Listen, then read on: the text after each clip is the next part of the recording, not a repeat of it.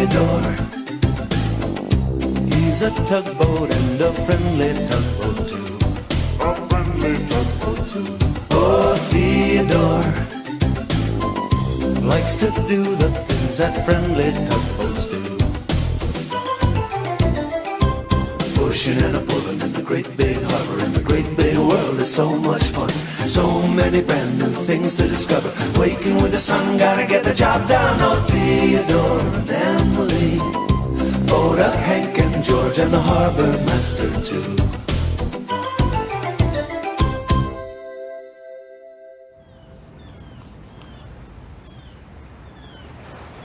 Oh, hello there. I was just doing some very important work.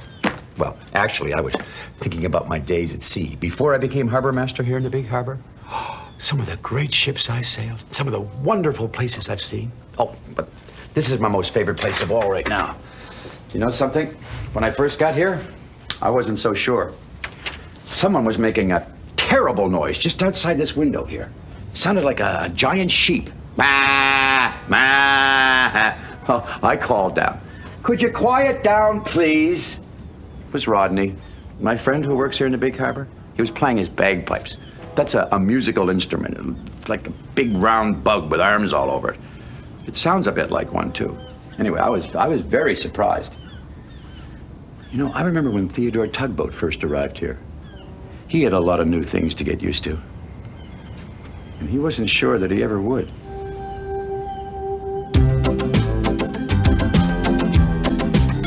Theodore was a promising young tug from a small harbor up the coast when he first pootered into port, bright-eyed and bushy-bumpered. Everything was new and exciting to the little tug. The big harbor seemed so, well, big and noisy.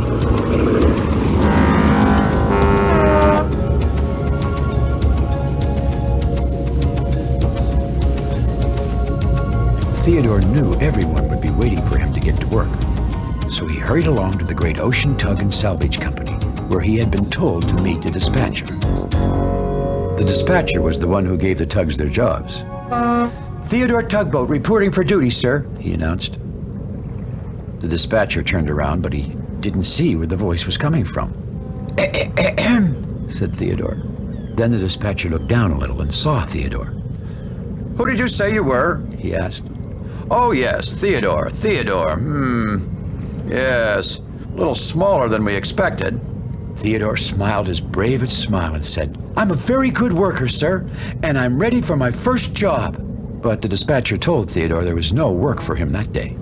"Maybe you should have a look around the big harbor in the meantime," suggested the dispatcher. And so, Theodore set off to explore the harbor.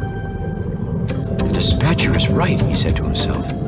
"After all, if I'm going to pull ships around, I need to know where everything is." Just then, Theodore saw a strange sight indeed.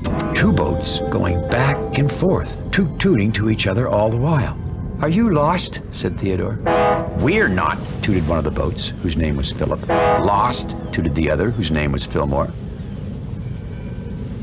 "Well, then why are you going back and forth like that?" asked Theodore. "Because we're ferries," they both tooted at once. Theodore giggled at the boats. "Then you must be toot ferries," he said.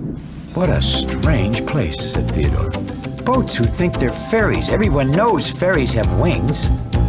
Then Theodore heard a very deep voice.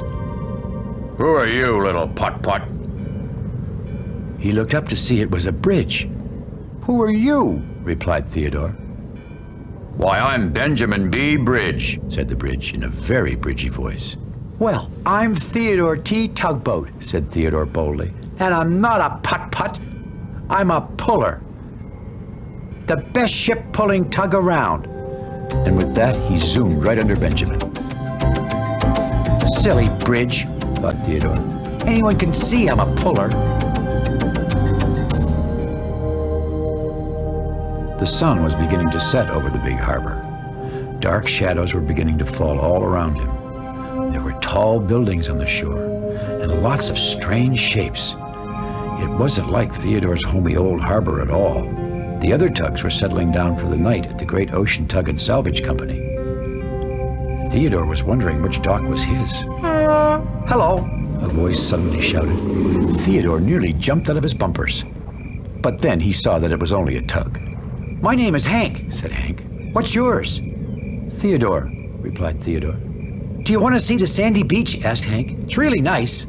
"I'm looking for my dock," said Theodore. "Well, you can share this part with me," offered Hank. "At home I had my own dock," said Theodore. "Everyone shares a dock here," said Hank. Theodore glanced around again at the scary shadows. "Well," he said finally, "I guess I could stay here for now." Theodore was very tired. It had been a big day in the big harbor, but he couldn't stop thinking about his new home and all these new tugs. "Tomorrow, the dispatcher will have lots of work for me to do, pulling ships." And with that last happy thought, Theodore was soon sound asleep. The next morning, the tugs gathered round the dispatcher for their regular morning work meeting. "We have a big oil tanker arriving today," said the dispatcher. "The following tugs are to report to Petra Pilot. Theodore? Hank? Emily, you better get started on your special job." Theodore watched as the other tugs headed off to work. He was beginning to think the dispatcher had forgotten about him. He pooted up a little smoke just to make sure he knew he was still there. "Now, let's see. Theodore," said the dispatcher. "This is George. Follow him. You'll be working with him all this morning." Theodore turned and saw another tugboat. In fact, he was the biggest tugboat Theodore had ever seen. His big double engines went vroom, vroom, and his huge smokestack blew up an entire cloud of smoke. Then Theodore saw the bright gold words on the big tug. They said, "The Valiant." That was the most impressive name Theodore had ever seen. Later that day, George and Theodore were arriving at the docks. A big cargo ship whose name was Marguerite Pride was waiting for them, along with Pearl, the pilot boat. "You must be Theodore," said Pearl. A little smaller than we expected." "Well," she announced finally, "let's get started." Theodore was about to go to the front of the ship when, much to his surprise, George went in front as if he were going to pull. Before Theodore could say anything, Pearl piped in. "Theodore, please hurry along to the back. We don't have all day." "But," said Theodore, "I'm not a pusher, I'm a puller." Pearl frowned. "You're certainly not any such thing." "Back home I always pull," said Theodore. "Have you ever pulled a really big ship like this before?" said Pearl. Theodore stared up at the great cargo ship. He swallowed once and said, "Well, no, ma'am, not exactly this big, but I have pulled barges." "George is the puller on this job," said Pearl. While Theodore just went silently to the back of the ship. No dock and now no pulling, he thought.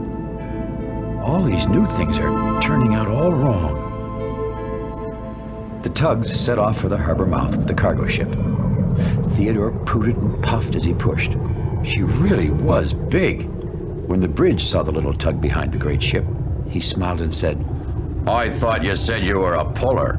From up here you look like a little putt-putt to me." Theodore blew up smoke, and Benjamin sneezed a great sneeze that rattled the rust off his railings. Shoot!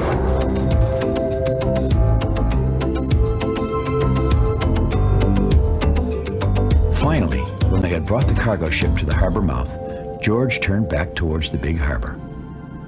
But Theodore was feeling a little sad and stayed behind, thinking about his old home. He missed it very much, and especially all his friends.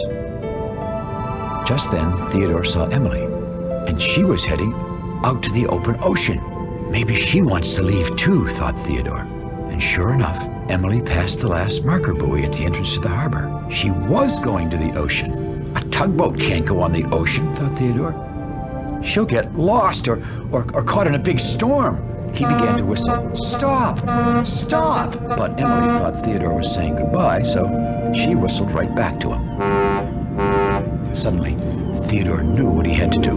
He roared his engine and raced as fast as he could after Emily. "What are you doing?" shouted Emily. "There's work to do," replied Theodore. "You can't leave the harbor." "I have to leave the harbor," called Emily. "I want to." But Theodore pulled Emily as hard as he could, and he pulled her all the way back to the great ocean dock. Well, the dispatcher was very surprised to see Emily. "What are you doing here?" he said. "She was going out on the ocean," said Theodore, "but I saved her." George began to laugh. He laughed and laughed so hard his rails rattled and his cap shook down over his eyes. "What's so funny?" asked Theodore. "Emily is going out on the ocean," said George. "That's because she's a V-tug." "A V-tug?" said Theodore. "What's a V-tug?" The dispatcher explained that tugs who had their V words, like Emily the Vigorous and George the Valiant, could go out on the ocean. In fact, Emily was going all the way to Spain to bring back a new barge from the shipyards there. Theodore looked at the bright gold names on Emily and George, so that's why they were there. He hoped Emily wasn't upset with him, but the dispatcher said, "You are only doing what you thought was your job, Theodore, and that's very good. You're just the kind of tugboat we need here in the big harbor. But now I think you'd better let Emily get to work." The other tugs all had a good laugh, and even Theodore joined in. A little later, Theodore drifted off by himself, thinking, going out on the ocean. He had often dreamed of sailing out on the open ocean, seeing the world. And he was just a small tugboat, and the ocean seemed so large. "A V," he said to himself. "Theodore the V." It was Hank. Theodore noticed that Hank didn't have a gold V name either. "I guess we could never be V's," he said. "Sure we could," replied Hank. "Emily was just a harbor tug like us once." "But you have to learn lots of things before you get your V," continued Hank, "like pulling ships here in the big harbor." "But there are so many new things to learn," said Theodore. "I'll never do it." "Well," said Hank, "maybe we could help each other." Hank waited for Theodore to say something, but Theodore was still silent. Then Hank said, "We could go practice right now." Still Theodore said nothing. He was thinking again about new things and old things, about his little old harbor and this big new harbor, and new friends too, like Hank. "No," he said finally. And then he said, "There's lots of time to practice later. But now I'd really like to go look at that sandy beach with you." Well, Hank smiled his sunniest smile. "It's right over there," he shouted. "Just follow me." And with that, he led the way with a merry toot-toot. And somehow, on that day, the big harbor seemed just a little bit, well, not so big to Theodore, and a little more like home. Of course, now Theodore loves it here in the big harbor, with all his good friends, Emily and Hank and George and Theodore and Benjamin Bridge. And you know what? I do too. Because, well, sometimes new places just take a little getting used to. Well, I've got to get back to work. Thanks for visiting here in the big harbor, and we'll see you all again next time. Bye-bye.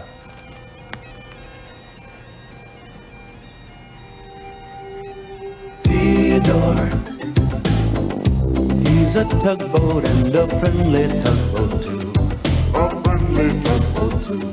Oh, Theodore likes to do the things that friendly tugboats do. Pushing and a pulling in the great big harbor, in the great big world is so much fun. So many brand new things to discover. Waking with the sun, gotta get the job done. Oh, Theodore and Emily, Theodore, Hank and George and the harbor master too.